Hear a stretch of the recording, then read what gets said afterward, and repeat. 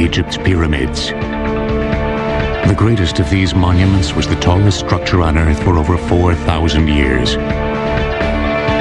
They contain gigantic stone blocks, weighing up to 70 tons. Yet they were made by a society that didn't even possess the wheel. Now, Egyptian pyramids on Modern Marvels.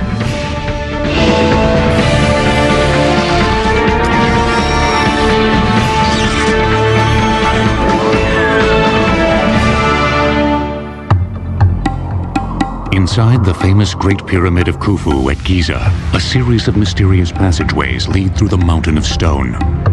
Passing through a magnificent grand gallery, the main passageway finally ends at a granite-lined vault, deep within the massive structure. Called the King's Chamber, many scholars believe that this is where the great Khufu was finally laid to rest. But was he? For centuries, these extraordinary edifices have inspired an enduring fascination in people around the world. Generations have wanted to see them, study them, and unlock their age-old secrets, such as why and exactly how they were built. And yet, despite the best efforts of researchers, the solutions to many questions surrounding the pyramids remain tantalizingly obscure. The lack of concrete evidence from ancient Egyptian sites has complicated the problem. Even the application of the most modern technology has failed to unravel all the mysteries. Recently, however, new theories have been proposed, which call some of the key generally accepted ideas about the pyramids into question, and that may indeed solve some of the riddles concerning these magnificent achievements. One of the first mysteries about the pyramids is their exact number. Nearly 100 have been discovered in Egypt. Surprisingly, however, at least 3 pyramids that are mentioned in inscriptions remain obscured by time and the relentless desert sands. It may seem surprising that pyramids have not been located yet, but over thousands of years, their superstructures may have been quarried away and all that's left is underground or may have been built over. Built during a span of almost 1,000 years, from approximately 2630 to 1640 BC, the pyramids stand as cultural and engineering marvels of staggering proportions. Not only are they incredibly magnificent structures, but of course they're also the few wonders of the ancient world to survive. The purpose of the pyramid is to serve as the king's tomb, but that's only the beginning because we have to understand why the king of Egypt needed to have a tomb quite like that. The pyramid is the architectural realization of the king's ascent to the sun. That was the king's after-death fate. The pyramid is the spot in which that great transformation takes place, in which the king is reborn. An ancient Arab proverb reads, "Man fears time, but time fears the pyramids." And yet the so-called golden age of pyramid building lasted for only 150 years, during the 4th dynasty of the Egyptian Old Kingdom. And the greatest of the pyramids, those on the Giza Plateau near Cairo, were constructed over a span of only 3 generations. Remarkable engineering achievements in their own right, the pyramids were also the centerpieces of often vast complexes of temples and smaller tombs, called necropolis. The word necropolis literally means city of the dead. So with the pyramid itself, we only have the monument over the king's tomb. Attached to the pyramid is a temple. Then there's a long causeway that leads to the valley where there's another temple. Offerings are presented to the statues of the king in this temple. There is enormous staff that's involved for the upkeep of the temple. The legendary Sphinx, also at Giza, is part of one of these necropolis. That built around the pyramid of King Khufu's son, Khafre. We may know the reason why the pyramids were built, but the origin of their specific shape is still uncertain. The earliest Egyptian burials involved placing the body in a shallow pit, then covering it with a large rock or mound of stones. These not only served to keep jackals from digging up the dead, but also were probably meant to represent the primordial mound from which the Egyptians believed all life sprang. The ancient Egyptians were oriented towards the Nile, which was the source of their life and their sustenance. And the Nile used to flood every year. After that was over, when the floods would recede, the land would become visible again. So that became a metaphor for creation. So the primeval mound was the first time the first land began to be seen when the first waters, the primeval waters, had begun to recede. And it was upon this primeval mound that the sun rose for the first time. Then this mound actually is the pyramid. It represents the primeval mound, that the God created whole Egypt through this mound. The symbol of this primordial mound was the sacred benben, a pyramidal-shaped stone that most Egyptologists believe would later influence the form of the pyramids. And in the top of the pyramid, the capstone is the benben. Then the capstone, that they put it in the top of the pyramid, and they cased it with electrum, white gold and yellow gold. And that capstone is a symbol that the pyramid is finished. But some other scholars cite additional influences for the shape of the pyramids.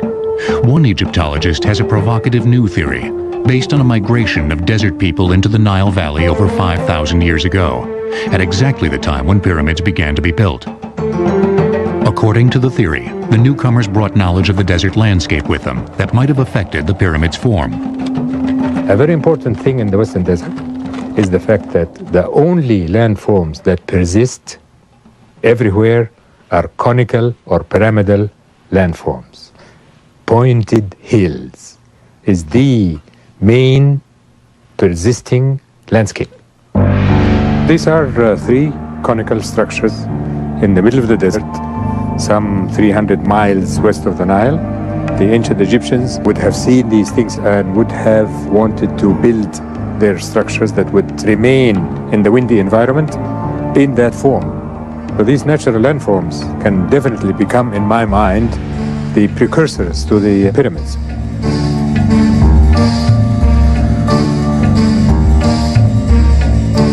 But before actual pyramids were built, Egyptian tombs went through another stage of development, the mastaba. Mastabas were low trapezoidal structures with sloping sides and flat roofs. Usually made of mud bricks, they developed from the primordial mound burials. Mastaba, and it's the Arabic word for bench, but they're bigger than any bench. But the mastaba is the word for the superstructure of a private tomb. The Egyptian tomb really consists of two parts. There's the below ground part, which is the actual burial chamber, and there is the above ground part, which could be cut into the cliff, or it could be a constructed monument like a mastaba. With mastabas, the Egyptians had taken the first step towards the classic pyramid. The next stage came around 2630 BC, during the Egyptian Third Dynasty, during the reign of King Djoser, when Djoser's high priest and architect, Imhotep, began building the famous step pyramid at Saqqara. In Dynasty 3, which is before Dynasty 4, there was a genius architect. His name is Imhotep. And he began to make a revolution in building, changing the building from mud brick to limestone. And he built what's called the step pyramid, a mastaba above the one, until he reached 6 mastabas. And that was a revolution. Soaring to almost 200 feet in height, with a base measuring 397 by 358 feet, the step pyramid is thought by many scholars to be the first large building in human history made completely of stone, and the first pyramid of any kind built in Egypt. Imhotep remains one of the few overseers of a pyramid whose name is still known. Exactly how he designed and planned the structure is not. We have from later times papyrus where they planned a temple, and they knew in advance how many people they would need, how many food they would have to bring to the place, and how many stones would be needed. And so there must have been similar papers for all these pyramids, but unfortunately we don't have them. However, we do know how the workmen actually accomplished the construction. To move the stone, they used levers, wedges, and rope, usually pulled by teams of men, chanting, heaving at a 1, 2, 3 heave sort of thing. To cut the stone, they used copper chisels, which are softer than modern iron chisels, but limestone is a soft stone. Of course, it takes a lot of work, but they had the manpower to do it. The result is a monument that is as precise as it is imposing. Despite the remarkable symmetry of the final structure, however, archaeological investigations have proven that Imhotep did not plan for the monument to be a step pyramid from the beginning. He started with a mastaba, then he built a larger mastaba, and then he started piling them one on top of the other, so you have as though you have a stairway to heaven. Why the step pyramid was enlarged in these stages remains unknown. As magnificent an edifice as the step pyramid was, few later pharaohs copied it. Instead, they soon moved on to a new form, one that provided new challenges to their builders, and that would change the shape of the pyramids forever. The designer of the step pyramid, Imhotep, was so revered that in later centuries he was worshipped as a god. Egyptian pyramids will return on Modern Marvels. We now return to Egyptian pyramids on Modern Marvels. Just over a half-century after King Djoser built the step pyramid in 2630 BC, King Snefru came to the throne of Egypt. He would become the greatest pyramid builder in Egyptian history. Unsatisfied with his early efforts, Snefru erected no less than 3 huge pyramids during a reign that may have lasted up to 50 years. The first was the so-called collapsed pyramid at Meidum, begun around 2575 BC. During its building, Snefru decided to change the form of the collapsed pyramid several times. Why he did so remains unknown. How he did it is understood much more completely. It was built as a step pyramid originally, which was then increased in size. Then King Snefru, the inventor of the true pyramid, decided to change it into 4 smooth sides that met at a point high in the sky. And for me, that was the most amazing feat that I've seen in my studies. Because if you deviate the angle of one side, even a little bit on the bottom, it will be exaggerated as you rise to the top. And they never meet. You'd never get to the pyramidion, to the apex. Today, all that is visible of this pyramid is part of its inner stepped core, surrounded by heaps of loose rubble, thus giving it its collapsed appearance. In earlier times, archaeologists believed that it had indeed collapsed during construction, and was for this reason abandoned.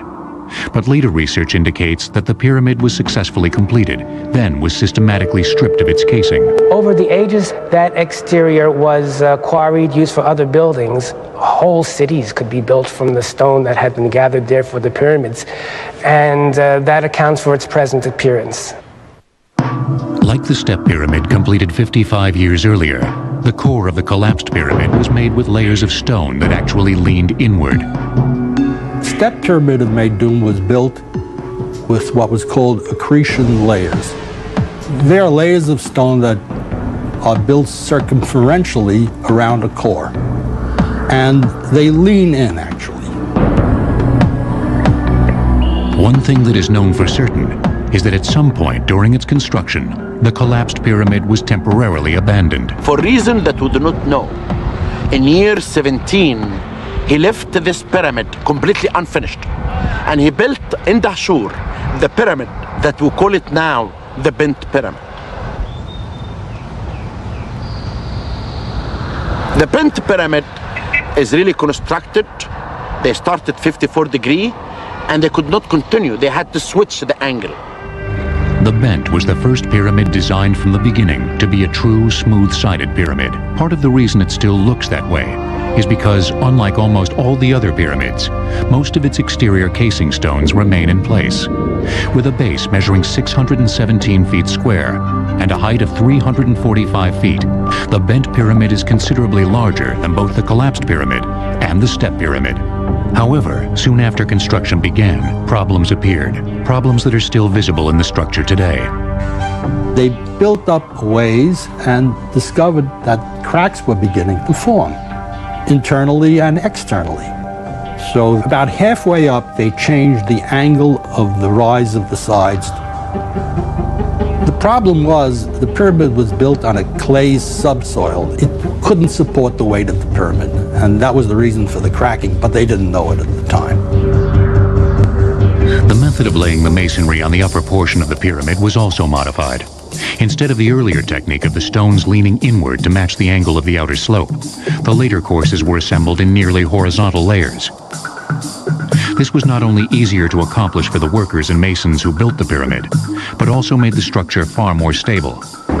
With these engineering lessons learned, Snefru then undertook the building of a brand new pyramid, one that is still hailed as among the most beautiful and perfect pyramids ever constructed, the Red Pyramid. They went just 1 kilometer to the north and built this massive stone building behind us, which is called the Red Pyramid, because of its appearance, which is better to be seen in the morning light when all these stones really have a red touch.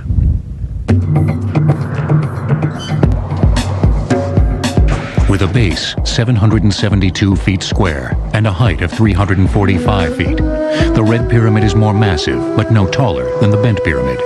With an angle of approximately 43 degrees, the slope of the Red Pyramid is also much shallower than the lower portion of its bent cousin. The angle was an attempt to copy the upper angle of the Bent Pyramid because they felt that that was the safest angle to build a pyramid with. But structurally, the Red Pyramid's most important feature was the way in which its stones were assembled. The Red Pyramid was an advance over the earlier pyramids because the entire pyramid was built with courses of horizontal stone, much more stable structure. All the forces are directly down instead of angled outwardly. The Red Pyramid of Snefru is the first pyramid that is actually a perfect pyramid, that has achieved the pure abstract pyramidal form. No one knows exactly why Snefru built this edifice, but archaeologists have speculated that he wanted his final resting place to be an ideal expression of the pyramid, and the Red Pyramid is certainly that. With the construction of the Red Pyramid, all the major engineering and structural elements of the classic pyramid were put in place. The stage was set for Snefru's son, Khufu, to build the greatest pyramid of them all. Taken together, the three pyramids built by King Snefru contain a volume of stone almost 1 million cubic meters greater than the Great Pyramid. Egyptian pyramids will return on Modern Marvels. We now return to Egyptian pyramids on Modern Marvels. Near the modern city of Cairo lies the largest and most imposing concentration of pyramids in the world, those of the Giza Plateau. They include the biggest of them all, the Great Pyramid of Khufu, begun around 2551 BC, the Pyramid of Khufu's son, Khafre, the Pyramid of Khufu's grandson, Menkaure, several smaller pyramids called Queen's Pyramids, and the legendary Sphinx. The site of Giza was uniquely suited for the construction of pyramids. It has the best quality of limestone. It's about 300 feet above the sea level. It's a perfect place. It has the best quality of the stones. And this type of stones never existed anyplace else.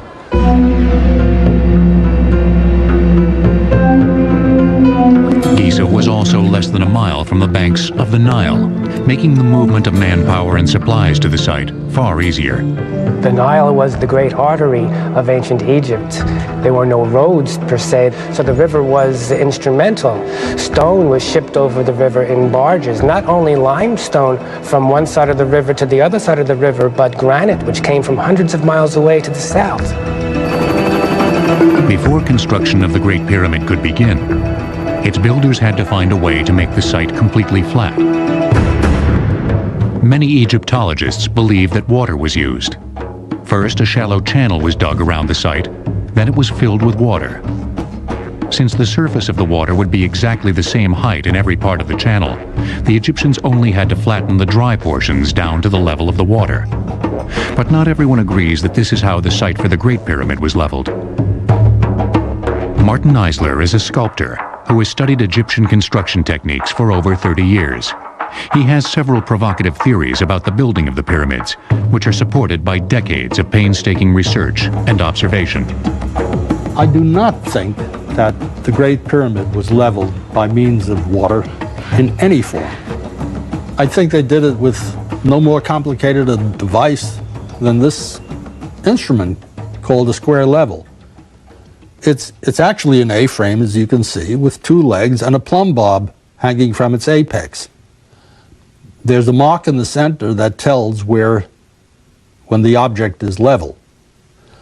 You level a small area with this and erect two posts, perhaps 7 feet apart. You mount a board on the post. You could take another post of equal height to the first two and place it at a distance. Using the board as a sighting rod, you could then cut drafts in the bedrock until the pole is at a level with the first two poles in the small area that you've cut. Let's call it the leveling area. This process could then be repeated until the entire base of the pyramid was leveled. Yet while experts may disagree on the methods used to level the Great Pyramid, they all agree that the results were remarkable. They did an astonishing job on leveling the Great Pyramid. It deviates by less than an inch from the northern corner to the southern corner, which is a fantastic accomplishment. The next stage was laying out the base. This was important because the orientation of the pyramid was crucial for religious reasons. You often read about how closely the pyramids are aligned to the cardinal points, north, south, east, and west. Because just as the pyramid points heavenward towards the sky is also anchored in the earth by the pyramids, because the Egyptians associated the cardinal points with the circuit of the sun, with the sky, and with various constellations. The generally accepted theory is that the pyramids were oriented using stellar observations. By bisecting the angle between the points where a particular star rises and sets on the horizon, a direction of true north can be obtained. But other experts, including Martin Eisler, believe that a different method was used instead. It's very hard to point to a distant star and get the accuracy that they were able to achieve. I think they oriented the pyramids by means of the shadows cast by the sun. First, the builders would have placed a perpendicular stake, called a gnomon, in the ground. When equal and opposite angles of the sun cast shadows over a gnomon, the bisection of that angle gives you a north-south direction. Whatever the method, the Great Pyramid was aligned almost perfectly, its sides having a variance of less than 1/15 of 1 degree from the cardinal points. Other measurements were equally precise, each side measuring 756 feet, with a discrepancy of only 4 inches per side. In order to actually construct this gigantic edifice, the Egyptians faced an equally gigantic problem in human resources management. Contrary to the popular image, labor was not performed by hundreds of thousands of slaves, but by peasant conscripts as part of a corvée, that is, as labor owed the state by the peasants, probably as part of their taxes.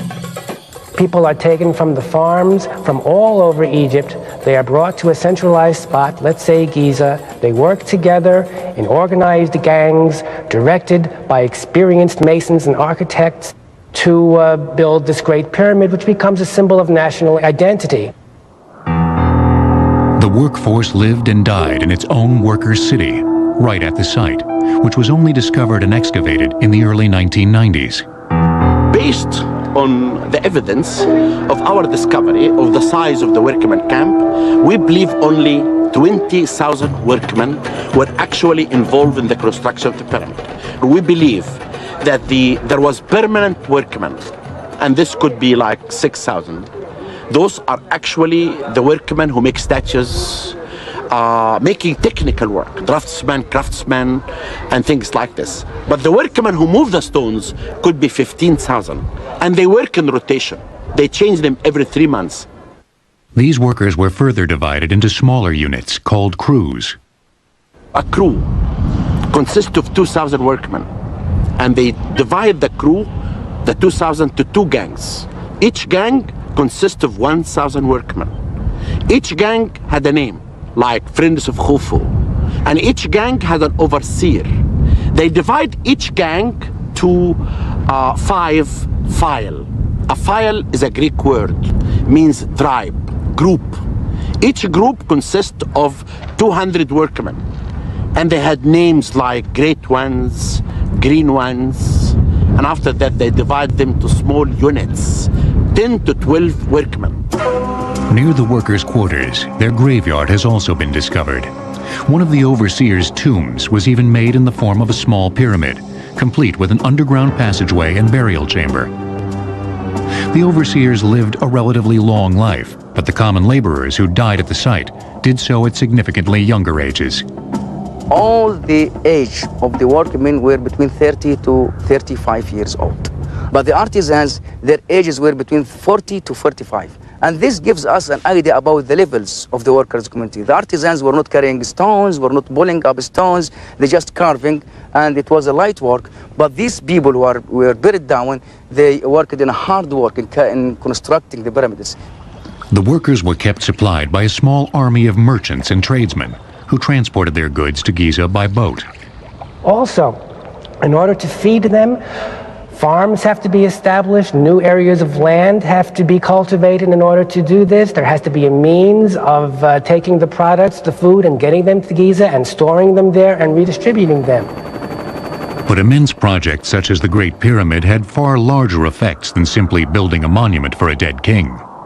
In some ways, you can say that the Great Pyramid building projects built the Egyptian state because an enormous amount of organization was involved. It was their space program. It was the Apollo program of the past, where get all of these people to work together so they can feel great and they can have an accomplishment. And they did, and it became one country since then. It would be this workforce that would complete the largest engineering project yet undertaken in human history. The ancient Greek historian Herodotus reported incorrectly that the Great Pyramid was built by shifts of 100,000 slaves, and that King Khufu forced his daughter into prostitution to help pay for the massive project. Egyptian pyramids will return on Modern Marvels. We now return to Egyptian pyramids on Modern Marvels.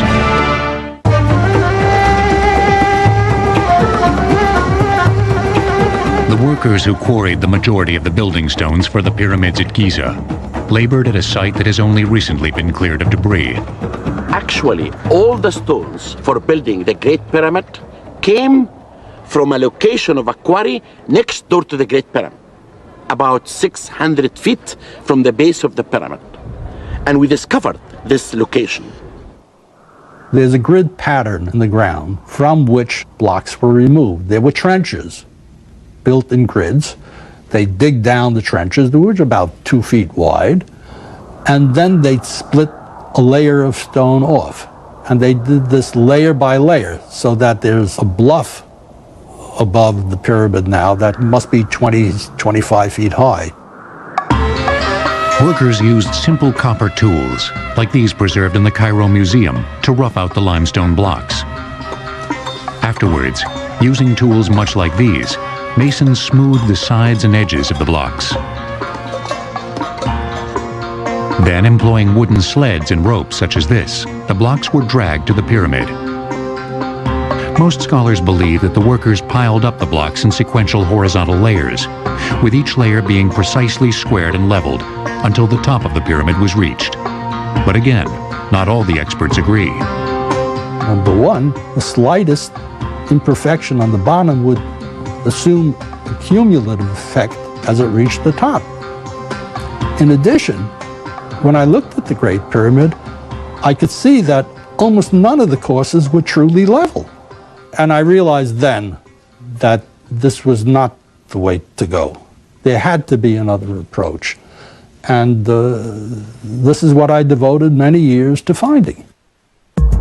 Using the collapsed pyramid as a prototype, Eisler proposes that most pyramids built after the collapsed pyramid consist of 3 stages of construction. First, an inner stepped core, not unlike the core of the collapsed pyramid, was built. Then, the base was enlarged, and the large steps were progressively filled in with a second layer of smaller steps, creating a shape much closer to a true pyramid. Finally, the small stepped exterior was encased in a layer of finely finished limestone, creating a true smooth-sided pyramid. Because so much of the original stone remains on the Great Pyramid, It is impossible to tell if this three-stage process was used in its construction. But as evidence for his theory, Eisler points to a number of smaller pyramids, called Queen's Pyramids, that stand alongside the large pyramids at Giza, and which were built at about the same time. And the remains there show a nucleus of large steps, which were then filled in with what we call packing stones, which are smaller stones, and brought it to a more pyramidal shape. And finally, this whole thing was encased with a mantle of smooth limestone that met at a point in the top. There are also several theories concerning how the stones were raised to the height of the upper courses. Most of them involve the construction of ramps that either spiraled around the pyramid as it grew, or led directly to the current level of construction. The ramp that the Egyptian used to construct the pyramid was huge, constructed of stone rubble and mud. Then when the Egyptian will dismantle this ramp, they had to leave evidence under the ground of that ramp. I did excavate on the south side, and the surprise was discovering a small section of the ramp. But some experts, including Martin Eisler, believe that if a large ramp was employed, its remains would be far more evident. You can't erase a ramp that may have reached a height of 500 feet. The remains would be obvious by aerial photography. Mr. Eisler does think ramps were used, but only on the lower, more easily accessible levels of a pyramid. For the higher stages, he believes another method was employed. I believe they got the stones up the pyramid by putting a slideway of planks along the side and pulling the stone by a crew of men who are located up the pyramid and snubbing the rope around a log which is further up the pyramid. The whole process can be aided considerably by using levers as the stone is elevated, so that with the aid of levers and with the aid of crews of men standing uphill, I believe they could pull the stones into position. Indeed, at many pyramids, notches in the building stones which may have been used for the placement of levers are still visible. Though controversial, the idea of pulling and levering the stones into place does address the shortcomings of the various ramp theories, but as of yet, no one knows for certain exactly how the ancient Egyptians, a society that didn't even possess the wheel, accomplished this remarkable feat of engineering. Once all the blocks were in place, the Great Pyramid was capped with a triangular piece of granite, meant to represent the sacred Benmen stone, symbol of the primordial mound, much like this one which was found at Giza, which may have been coated with a hammered-on layer of gold.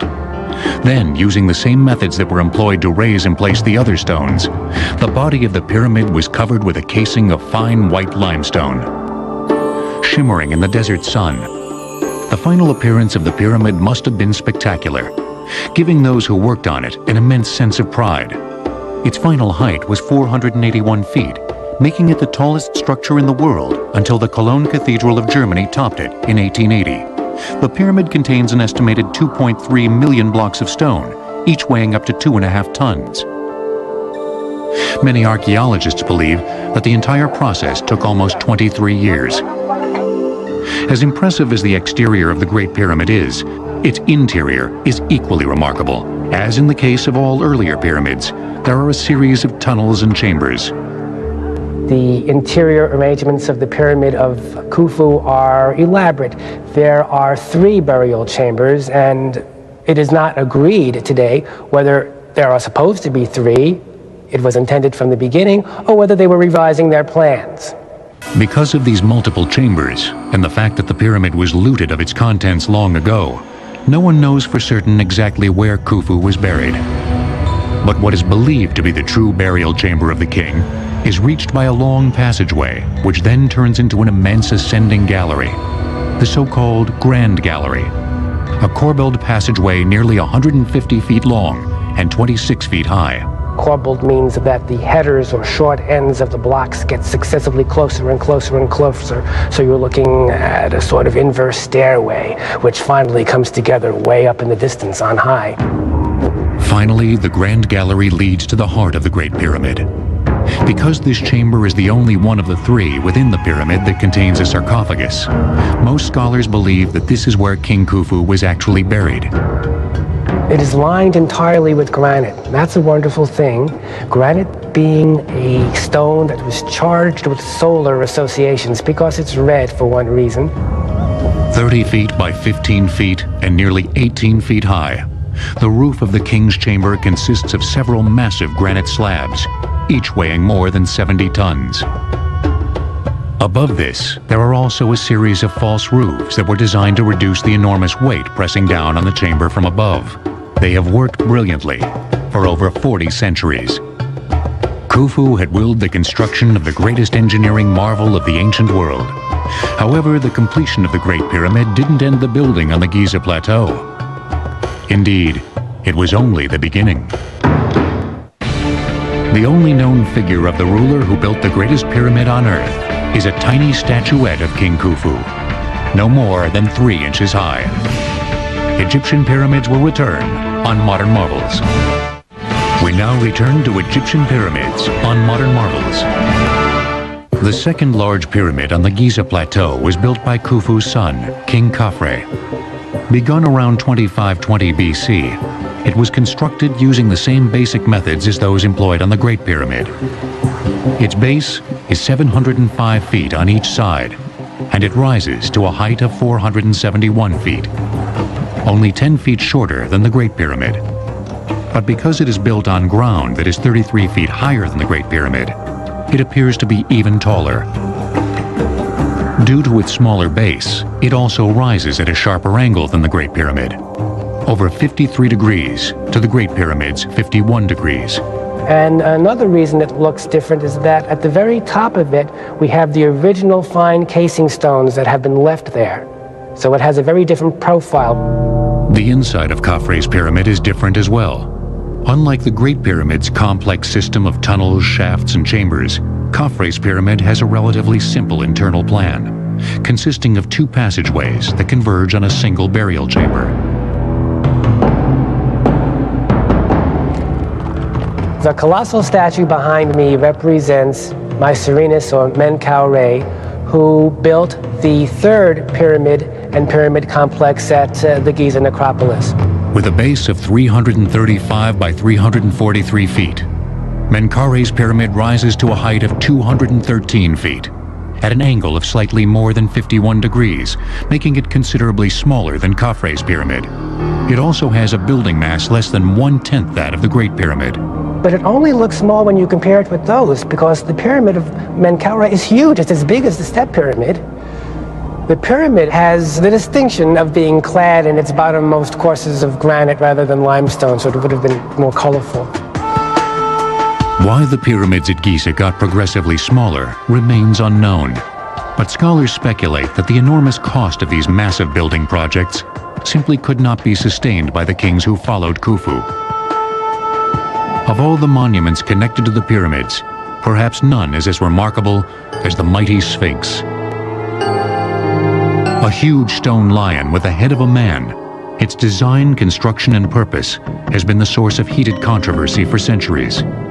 The Sphinx, I think, is compelling because it's this part human, part animal form, and it provides this mysterious air. It's not quite completely all there. It's this huge structure on the Giza Plateau. What in the world could it have been about? We know that from where it is, that most likely it was done during the time of the builder of the second pyramid, King Khafre. And this is because of the orientation of the Sphinx itself. And some people even perceive that the face of the Sphinx itself looks like the statue of King Khafre. 240 feet long and 66 feet tall, the Sphinx was the first truly colossal piece of sculpture in ancient Egypt. Its builders began by quarrying a U-shaped ditch out of a solid limestone base of the Giza Plateau. Then, they sculpted the body from the block of stone that made up the center of the U, making the bulk of the monument actually part of the plateau itself. A recent theory makes an even more direct link between the Sphinx and the natural landscape. I really think if you look at the setting of the Sphinx, you can see that it is more part of that environment that most people give it. Why do I say that? It's because we see things like that almost identical to it in the Western Desert due to total natural erosion. These natural features are called mud lions. This here is a yardang, or a mud lion, or a natural sphinx. There are huge numbers of these in the Western Desert in Egypt, and that's why I'm saying that the ancient Egyptian may have borrowed that shape from this natural landform, knowing that it is part of the majesty of the land. For hundreds of years, there have been rumors of secret tunnels and chambers within the Sphinx. Not long ago, those ideas were put to the test with ground-penetrating radar. And they did survey the whole area, and it proved that there is nothing really underneath the Sphinx. The Sphinx is a solid rock or a living rock, and there is nothing really is hidden inside. A sense of how ancient and revered this monument is can be gained from the fact that its first restoration was undertaken almost 1,100 years after Khafre died by Pharaoh Thutmose IV in and around 1400 BC. A 12-foot-tall, 15-ton granite stele erected by Thutmose at the site relates the story of how, as a young prince, but not the crown prince, he was on a hunting expedition near the Sphinx. Pausing for a rest, he fell asleep in the shadow of the statue's head, which was then the only part of the monument that remained above the encroaching desert sands. And the Sphinx came to him in his dream and said, "My son Thutmose, I'm dying because of the sand. If you remove the sand away from my head, I will make you the king of Egypt." And this prince actually became the king of Egypt. Then Thutmose, as a matter of fact, is the first archaeologist on earth. And he's the first one who restored the Sphinx. The Sphinx was built to guard the pyramids for all eternity. And yet, as imposing as it has failed to ward off the predations of man. Because of the fabulous riches contained within the pyramids, all of them, without exception, were broken into and looted by tomb robbers long ago. Indeed, in many cases, later archaeologists were able to find the interior passageways of a pyramid simply by following the tunnels dug by thieves, such as this one in Menkare's tomb at Giza. Some have speculated that this is the reason why the building of large pyramids declined so rapidly after the golden age of the 4th dynasty. Others take a different view. I personally believe that they stopped doing the pyramids because the country was unified. Because if we agree to this premise that Khufu had actually gotten these people to feel great about building this together and becoming one people, then from there on it became a matter of burial site, and that's no big deal. So they started making little ones. The attention shifted from the size of the pyramid to the development of the complexes attached to the pyramid, so that the pyramid temples expanded and became more complicated, and the valley temples expanded and became more complicated. After that, pyramids got increasingly smaller, and it just sort of faded out. Ironically, most of these later pyramids, such as the Black Pyramid at Dashur, were made with a core of mud bricks to speed their construction, then faced with a layer of limestone. Once the limestone was plundered for other construction projects, they quickly eroded, leaving them in a greater state of disrepair than the earlier stone pyramids.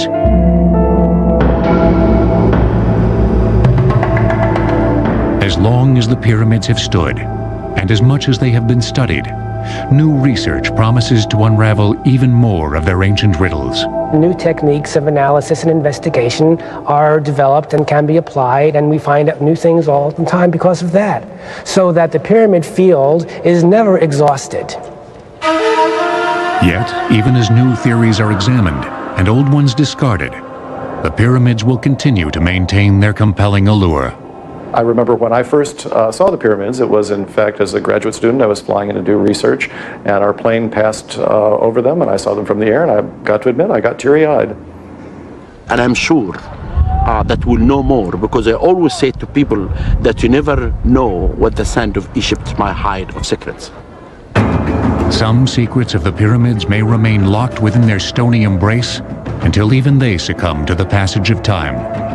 But even as new knowledge sheds light on their ancient mysteries, the Egyptian pyramids will remain as eternal monuments, not only to a bygone era, but to the boundless ambition and ingenuity of humankind. He didn't finish anything. Perhaps he was ADD. Perhaps he was obsessive compulsive. Maybe he was anxious. Maybe he was depressed. We don't know exactly what his ailment was, but there seemed to be something afflicting his mind. Da Vinci Decoded, Sunday night at 9, as only the History Channel can bring you.